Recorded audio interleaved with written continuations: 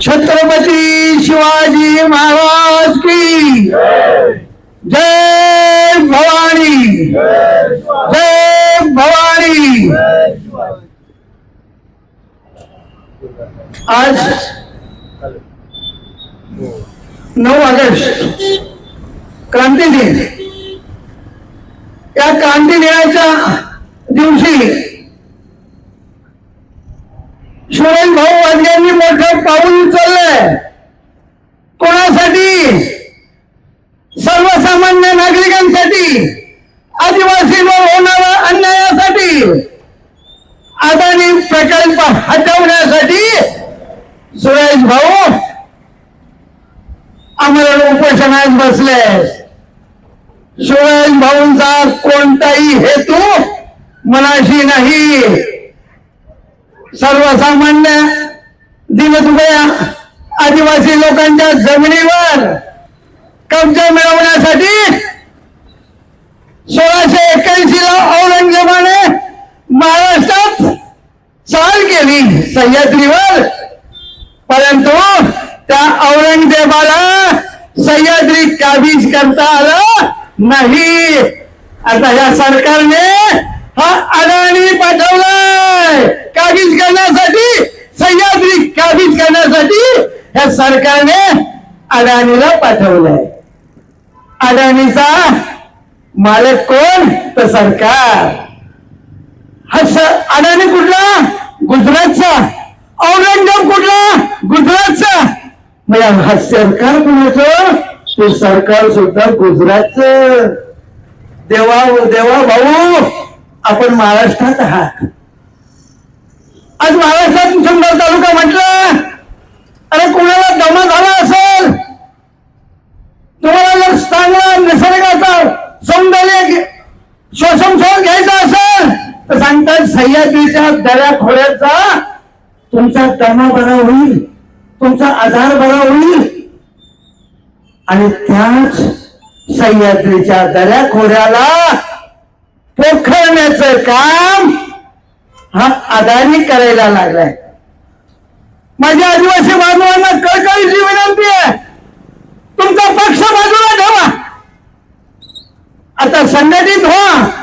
ही वेळ वैराची आहे।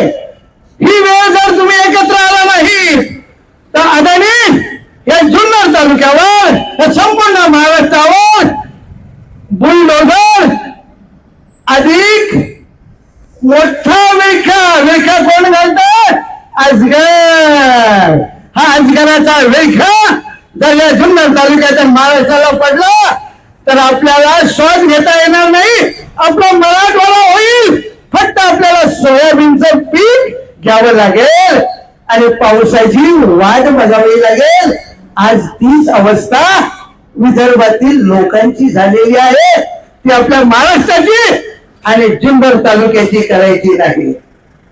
मी आदिवासी बांधवांना कळकळीची हात जोडून विनंती करतोय, आजही विनंती करतोय, उद्याही विनंती करणार आहे। आपण सुरेश भाऊच्या पाठीशी खंबीरपणे उभे राहा। हा लढा सुरेश भाऊचा स्वार्थासाठी नाही, सुरेश भाऊला आमदार व्हायचं नाही, सुरेश भाऊला खासदार व्हायचं नाही, पण आदिवासी समाजाची चाललेली जमिनीची अदानी करत असलेली लयलूट थांबवण्यासाठी सुरेश भाऊ मैदानात उतरले। आतापर्यंत सुरेश भाऊचा इतिहास बघा। सुरेश भाऊ सर्वसामान्य नागरिकांना न्याय हक्कासाठी सुरेश भाऊ लढले। कधीही त्यांनी स्वार्थ ठेवला नाही, कधीही राजकारण केलं नाही। राजकारणाच्या जागेवर केलं, पण सुरेश भाऊ सर्वसामान्य नागरिकांच्या लढ्यासाठी अदानीने जुन्नर तालुक्यात आणलेला प्रोजेक्टला विरोध करण्यासाठी, मित्रांनो, अभी नहीं तो कभी नहीं, अभी नहीं तो कभी नहीं। जर आता आपण विरोध केला नाही, आपल्या हातून जर हा एक प्रोजेक्ट जमिनी आपल्या आदिवासींच्या गेल्या तर जुन्नर तालुका सह्याद्री हा विकला जाईल आणि सह्याद्रीचा मालक अदानी होईल आणि उद्या तोच अदानी जुन्नर तालुक्याचा आमदार होईल। मग आपल्याला हे होऊ द्यायचंय का? होऊ द्यायचं नाही, नाही, नाही। सर्वांनी एकत्र आलं पाहिजे. पक्ष बाजूला ठेवा, राजकारणातले थोडे बाजूला ठेवा, सामाजिक बांधिलकीचं जतन करून सर्वांनी सूरज भाऊच्या पाठीशी एक मुखाने पाठिंबा देऊन सूरज भाऊला जोपर्यंत आघाडीचा 21 तारखेला 21 ऑगस्टला जनसुनावणीला कडाडून विरोध करा. वेळ पडली तर रस्त्यावर उतरू, जेल भरो आंदोलन करू. जनसमुदाय तालुक्यातून, जुन्नर तालुक्यातून, आंबेगाव तालुक्यातून, संपूर्ण आदिवासी भागातून सर्व लोकांना आपण बोलू आणि जनसमुदायाने आपण आंदोलन करू आणि हा लढा तीव्र करू. पण आघाडीला जुन्नर तालुक्यात सह्याद्रीच्या कुशीत कधीच घुसू द्यायचं नाही, ताबा द्यायचा नाही.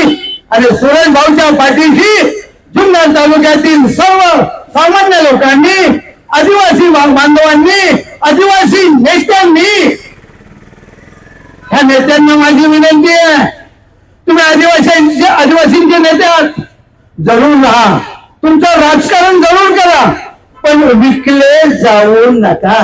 अदानीला विकले जाऊ नका. अदानीला विकत घ्या, पण विकले जाऊ नका. त्या प्रोजेक्टला कडाडून विरोध करा. ही जनवेळ आता गेली निघून ना, परत आपल्याला आपल्या सह्याद्रीचा हिरवगार दिसणार, निसर्ग प्रेमींना दिसणार पर्यटकाचं स्थळ परत आता जुन्नर तालुक्यात संपूर्ण महाराष्ट्रातून पर्यटक येतात. कोणाच्या आधारे येतात, कशाचे येतात की निसर्ग चांगला आहे, जुन्नर तालुका सुजलम सुफलम आहे, निसर्गाची देणगी आहे. हा सह्याद्रीचा कडा आपण अदानीला केव्हाही द्यायचा नाही. हे सर्वांनी मनाशी बांधा आणि सूरज भाऊंच्या पाठीशी खंबीरपणे उभे राहा. जय हिंद, जय महाराष्ट्र, जय शिवराय.